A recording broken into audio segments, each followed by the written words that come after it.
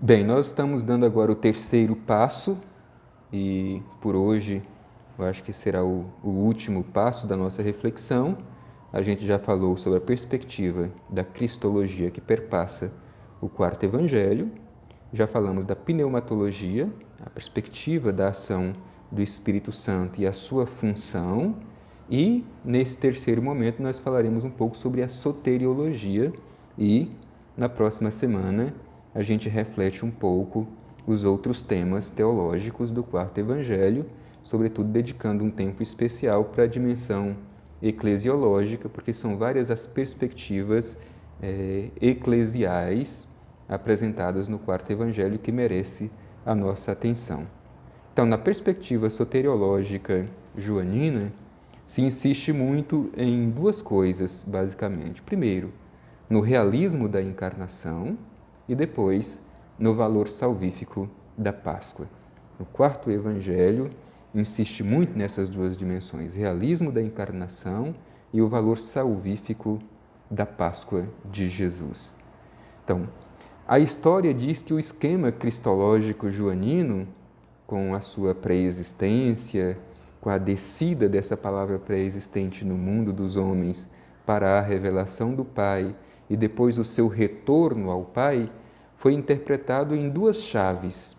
Uma primeira, chave docetista, e a segunda, a chave gnóstica. Bem, docetismo, como a gente sabe, vem da palavra ou do verbo dokein, que significa parecer. Portanto, segundo esta chave interpretativa, o verbo ou o logos parecia homem, mas na verdade era Deus que caminhava entre os homens. Então não houve uma verdadeira encarnação. Tá? Então o logos pré-existente parecia homem, mas na verdade não o era. E a chave gnóstica vem de gnosis, que significa conhecimento.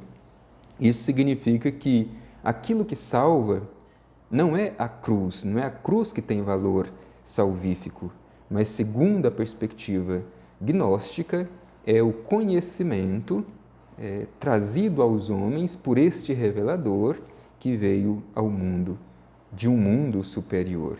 É esse conhecimento que salva e não a cruz. Portanto, essas duas chaves interpretativas ao longo da história estiveram presentes. Uma chave docetista, que dizia que a encarnação do Verbo não era de fato uma encarnação, ele somente parecia humano, mas não o era, porque ele era só Deus que caminhava entre os homens.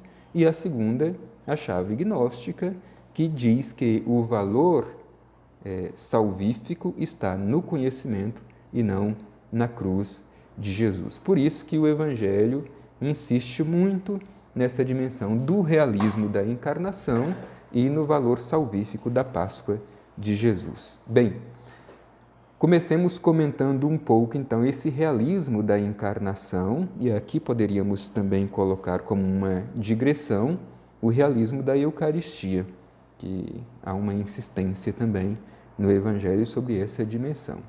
Então, é evidente e inegável a insistência do autor do quarto Evangelho sobre a revelação, mas em João não faltam afirmações precisas sobre este realismo da encarnação desta palavra pré-existente como o revelador do Pai.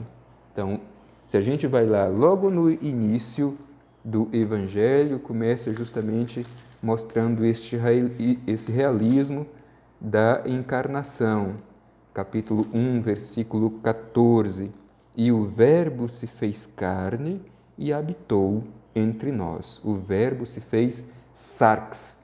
Importante ressaltar isso. Ou lá no capítulo 19, 34, quando diz o seguinte, 19, 34. Mas um dos soldados traspassou-lhe o lado com a lança e imediatamente saiu sangue e água. Okay? Portanto, há essa insistência neste realismo da encarnação. A humanidade de Jesus e a sua origem nazarena chega até mesmo a ser questionada, e mais do que isso, leva até mesmo ao escândalo esta origem terrena de Jesus, a sua origem nazarena. Olhemos lá, por exemplo, no capítulo 6, como que o Evangelho faz questão de mostrar o escrúpulo daqueles que viam como um escândalo que o Messias tivesse uma origem nazarena. Capítulo 6, versículos 41 e 42 dizem o seguinte: Os judeus murmuravam então contra ele, porque dissera: Eu sou o pão descido do céu, e diziam: Esse não é Jesus, o filho de José, cujo pai e mãe conhecemos? Como diz agora: Eu desci do céu?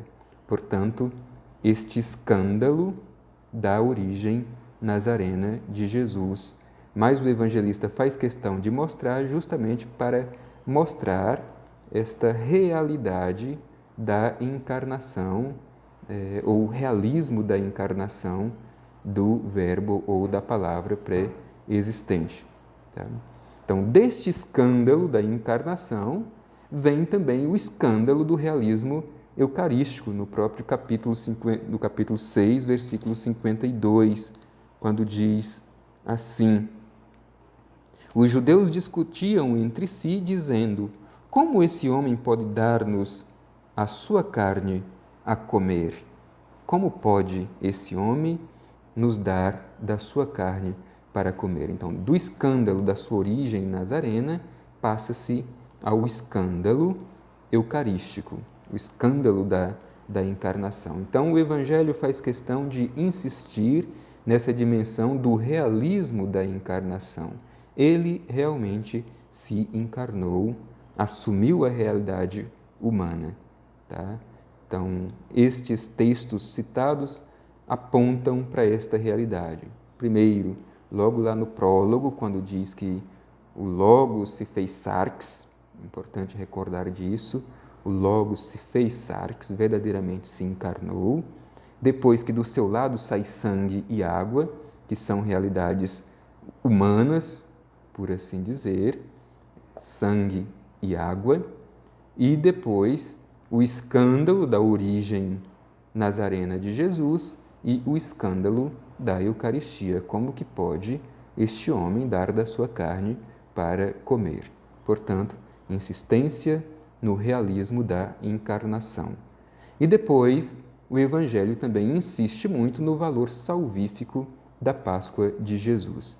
É igualmente inegável a grande importância dada por João à revelação dessa dimensão salvífica da Páscoa.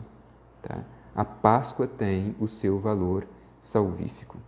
Entre os textos que apontam para essa dimensão salvífica de João, a gente pode destacar, primeiro, lá no primeiro capítulo, no início do Evangelho, versículo 29 e 36, que é o testemunho de João, capítulo 1, versículo 29, diz o seguinte: No dia seguinte, ele vê Jesus aproximar-se dele e diz: Eis o Cordeiro de Deus que tira o pecado do mundo.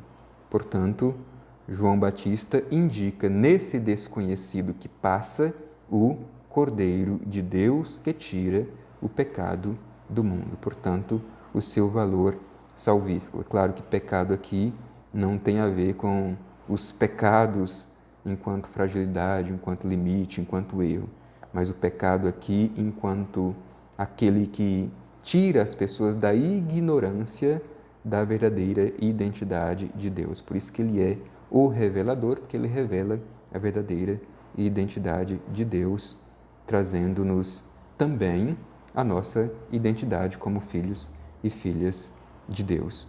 E depois no versículo 36, que vai dizer: Ao ver Jesus que passava, disse: Eis o Cordeiro de Deus, mais uma vez. Então, João Batista, já no início do Evangelho, indica nesse desconhecido sendo o Cordeiro de Deus que tira o pecado do mundo. Depois, um outro texto que mostra essa dimensão salvífica, e aí já de forma mais ampla, porque esta salvação abrange a todos e não somente os judeus, no capítulo 4, versículo 42, quando diz assim, 4:42, e diziam à mulher: já não é por causa dos teus dizeres que cremos, nós próprios o ouvimos e sabemos que esse é verdadeiramente o Salvador do mundo. Sabemos que esse é verdadeiramente o Salvador do mundo. Bem, essa expressão é a expressão do grupo dos samaritanos que, depois de ter ouvido o testemunho da samaritana, foram ao encontro de Jesus, o conheceram pessoalmente e chegaram a esta profissão de fé, ou esta confissão de fé. Verdadeiramente, ele é o Salvador do mundo. Portanto, aqui fica apresentada também, mais uma vez, o valor salvífico de Jesus ou da palavra encarnada. Depois, há uma insistência, muitas vezes ao longo do Evangelho, dizendo que Jesus veio a este mundo para salvar, a sua missão de Salvador. Posso citar algumas. Capítulo 3, versículo 17, diz o seguinte: pois Deus não enviou o seu Filho ao mundo para julgar o mundo, mas para que o mundo seja salvo por ele. Ou 5:34, eu, no entanto, não dependo do testemunho de homem, mas falo isso para que sejais salvos. Falo isso para que sejais salvos. Capítulo 10, versículo 9. 10, versículo 9. Eu sou a porta, se alguém entra por mim, será salvo. Entrará e sairá e encontrará pastagem. Se alguém entra por mim, será salvo.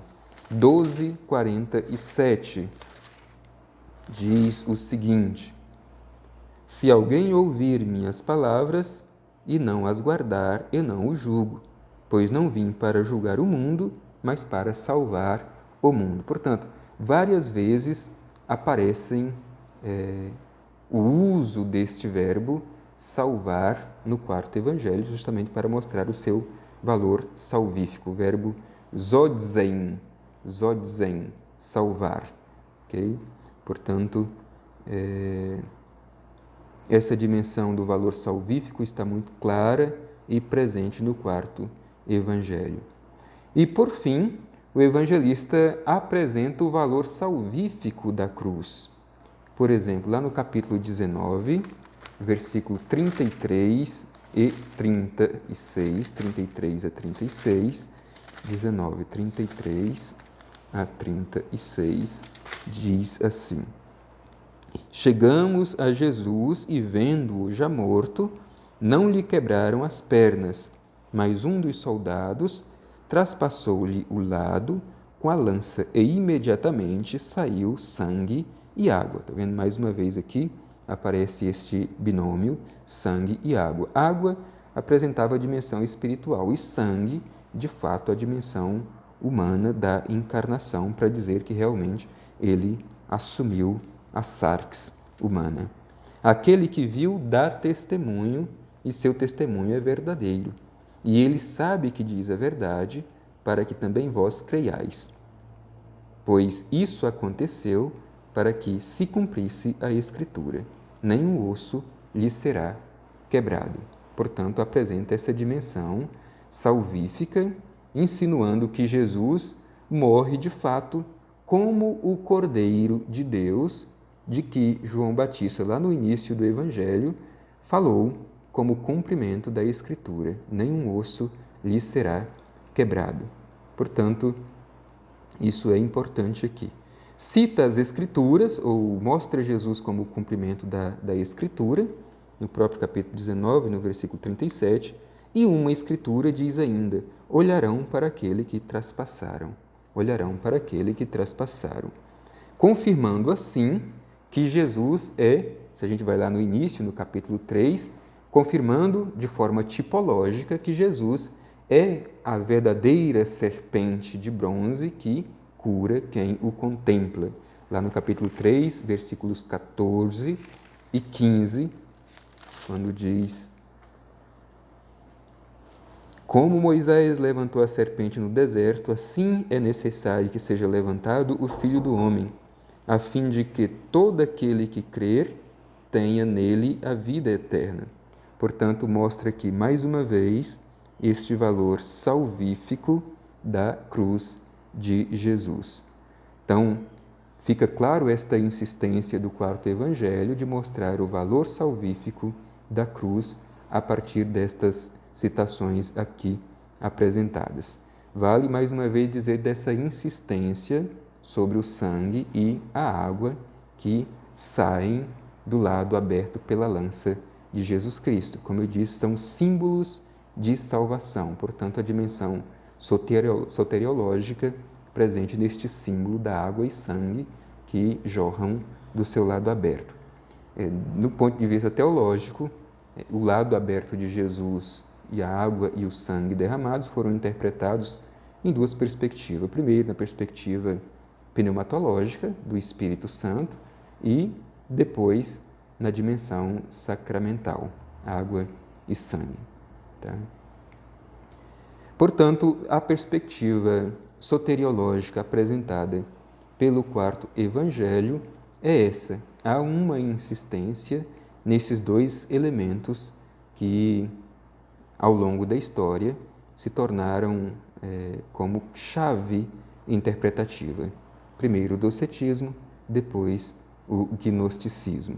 E, em contrapartida, para superar essa interpretação, é preciso ver no quarto evangelho o realismo da encarnação.